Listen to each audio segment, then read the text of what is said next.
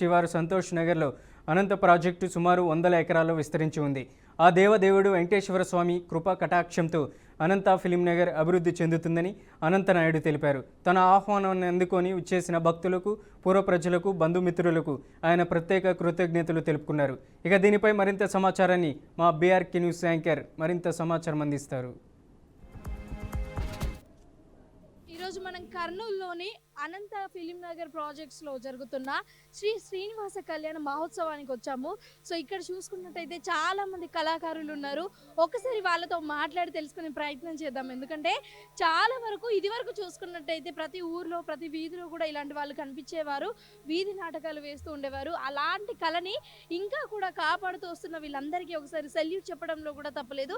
ఒకసారి వాళ్ళతో మాట్లాడి వాళ్ళు ఇలాంటి ఎన్నో కార్యక్రమాలలో హాజరై వచ్చారు. సో వాళ్ళ పాత్ర ఎలా ఉంటుంది, ఎలా వేషం వేసుకుంటారు, అలాగే వాళ్ళ యొక్క ప్రాధాన్యత ఏంటి అన్నది ఒకసారి తెలుసుకునే ప్రయత్నం చేద్దాం. ముందుగా నమస్కారం అండి మీ అందరికీ. సో ముందుగా మీ పేరేంటండి? నా పేరు శేషసాయి మేడం. మీరు వేసే వేషం ఏంటండి? బ్రహ్మ వేషం. సో ఇలాంటి కార్యక్రమాలు ఎక్కడ జరిగినా కానీ అక్కడికి వెళ్ళి వేషం వేస్తూ ఉంటారండి? వస్తుంటాను. సో ఇక్కడ ఓవరాల్ గా మీ అందరిది ఒక టీమా లేకపోతే వేరువేరుగా కలిసి వచ్చి ఈ కార్యక్రమం కోసం ఒకటే ఇలా వేషం వేస్తూ ఉంటారండి? ఒక టీమ్ గా వస్తాం, ఒక గ్రూప్. ఓకే అండి. సో ఓవరాల్ గా మీరందరూ కూడా వేసే పాత్రలు ఏంటి, ఆ పాత్రల యొక్క ప్రాధాన్యత ఏంటి, అలాగే మీరు పాత్ర వేసే ముందు ఎలా ప్రాక్టీస్ అవుతారు, వీటన్నిటి గురించి ఒకసారి వివరిస్తారా? నా పేరు ఎస్ కరీముల్లా.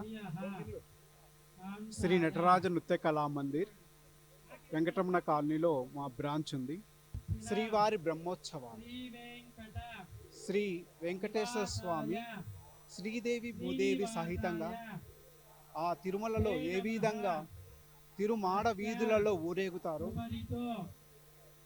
శ్రీవారు భక్తజనులకు ఏ విధంగా దర్శనమిస్తాడో ఆ విధంగా ఈరోజు శ్రీ తాళపాక అన్నమాచార్య రచించినటువంటి కీర్తనలను ఒక మాలగా కూర్చి శ్రీవారి బ్రహ్మోత్సవం అనే నృత్య రూపకాన్ని 1:15 ఈరోజు ప్రదర్శన చేయుచున్నాం. దాంట్లో నేను మహావిష్ణువు మరియు శ్రీ వెంకటేశ్వర స్వామిగా పాత్రలను పోషిస్తాను.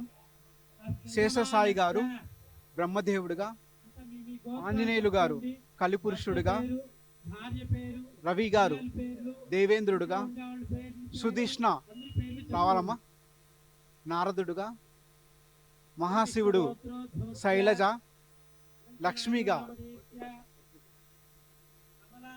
లక్ష్మిగా కార్తీక ఈ ప్రదర్శనలో పాల్పంచుకుంటున్నారు.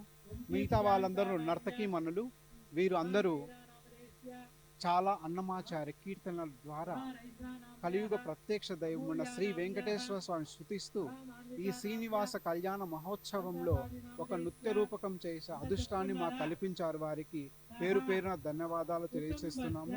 ఈ కవరేజ్ చేస్తున్న ప్రెస్ మీడియా వారు కూడా ప్రత్యేక ధన్యవాదాలు తెలియజేస్తున్నాను. ఓకే అండి, థ్యాంక్ యూ సో మచ్. ఎందుకంటే ఇలాంటి ఒక శ్రీనివాస కళ్యాణ మహోత్సవానికి మీరు 1:10 ఏదైతే చేస్తున్నారో, ప్రవచనాలు కానీ నృత్యాలు కానీ ఇవన్నిటి కూడా ప్రతి ఒక్కరికి మనస్ఫూర్తిగా, అంటే ఈ శ్రీనివాస కళ్యాణానికి వచ్చిన వాళ్ళందరూ కూడా చూసి సంతోషపడి పూర్తిగా చూసి వెళ్ళిపోవాల్సిన పరిస్థితి అయితే నెలకొంటుంది. నమస్తే అండి. మీ పేరేంటండి? శ్రీకళ. ఎలా అనిపిస్తుంది శ్రీనివాస కళ్యాణం ఎలా జరిగింది? చాలా బాగా అనిపిస్తుంది అండి. మనకు దగ్గరలో కర్నూలులో ఇంత గ్రాండ్గా ఈ విధంగా చేస్తున్నారు అని అంటే చాలా హ్యాపీగా ఉంది. మనకంతా చాలా అదృష్టవంతులం ఈ ప్రోగ్రామ్కి రావడానికి. ఈ అనుభూతి ఎలా ఉందండి? శ్రీనివాస కళ్యాణం కల్లారా ఇంత వైభవంగా జరిగినప్పుడు చూస్తున్నాం కదా, అంటే టీటీడీలో ఇంత దగ్గరగా ఇంత మంచిగా చూసే అవకాశం ఉండకపోవచ్చు. ఈ అవకాశాన్ని మీరు ఇక్కడ చూస్తున్నందుకు ఎలా అనిపిస్తుంది?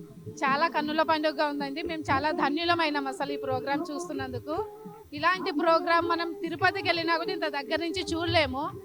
ఈ ప్లేస్లో మనము ఇంత బాగా అసలు అనంత నాయుడు గారు చేయడము, మేమందరం రావడము, మాకు చూడడము చాలా సంతోషంగా ఉంది. చాలా కన్నుల పండుగగా ఉంది. ఓకే అండి, థ్యాంక్ యూ. సుధావర్షిని. సో ఎలా అనిపిస్తుంది శ్రీనివాస కళ్యాణాన్ని ఇంత దగ్గరగా ఇంత కనులు ముచ్చటగా జరుగుతూ ఉంటే? చాలా అదృష్టం అనుకున్నాము. అనంత ప్రాజెక్టు వాళ్ళు మాకు ఈ అదృష్టాన్ని కల్పించినందుకు చాలా థ్యాంక్స్ వారికి. అంతేనా, ఇంకేం చెప్పాలనిపించట్లేదా? ఇంత అంగరంగ వైభవంగా జరిగిన శ్రీనివాస కళ్యాణాన్ని చూసిన తర్వాత కూడా మాటలు రావట్లేదా? అంటే మాటలు చెప్పడానికి రావడం లేదా, ఆ కళ్యాణం మేము ఇక్కడ కన్నులారా చూస్తున్నాం. సో ఆ అనుభూతి అంతా మనసులో ఉందంటారు, అంతేనా? అంతే అండి. ఓకే అండి, థ్యాంక్ యూ అండి.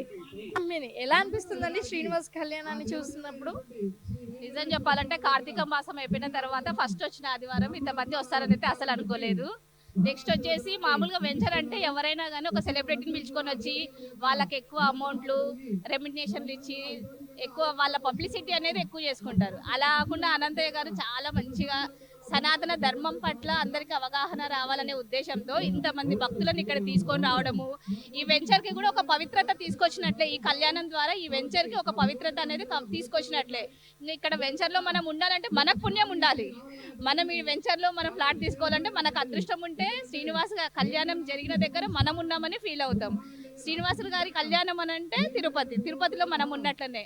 కాబట్టి ఈ పుణ్యం ఏదైతే ఉందో, ఈ కళ్యాణం తాలూకా పుణ్యం ఏదైతే ఉందో అనంతయ్య గారికి రావాలనేసి అట్లనే ఈ వెంచర్ కూడా తొందరగా సేల్ అయిపోయి భక్తులందరూ ఇక్కడ వచ్చి ఇది సనాతన ధర్మం పట్ల శ్రీనివాసులు గారి కళ్యాణం చేస్తున్నారు, ఎట్లయితే చేపిస్తున్నారో ఎవ్రీ ఇయర్ ఇలాగే వెంచర్స్ వాళ్ళందరూ ఎక్కువ ఫోకస్ పెడితే సనాతన ధర్మం అనేది పెరుగుతుంది అనేది నా ఉద్దేశం. ఈ అవకాశం ఇచ్చినందుకు బీఆర్కే న్యూస్ ఛానల్ వారికి ధన్యవాదాలు. శ్రీనివాస కళ్యాణ మహోత్సవం చాలా అంగరంగ వైభవంగా పూర్తయిందండి. ఇది అయిపోయిన తర్వాత వెంటనే చాలా మంది కూడా నృత్యాలు చేయడానికి, నాటకాలు చేయడానికి ఈ కళాకారులు అయితే రావడం జరిగింది. ఇప్పుడు వాళ్ళని చూసి సంతోషపడదాం, చూసి నృత్యాన్ని ఆస్వాదిద్దాం.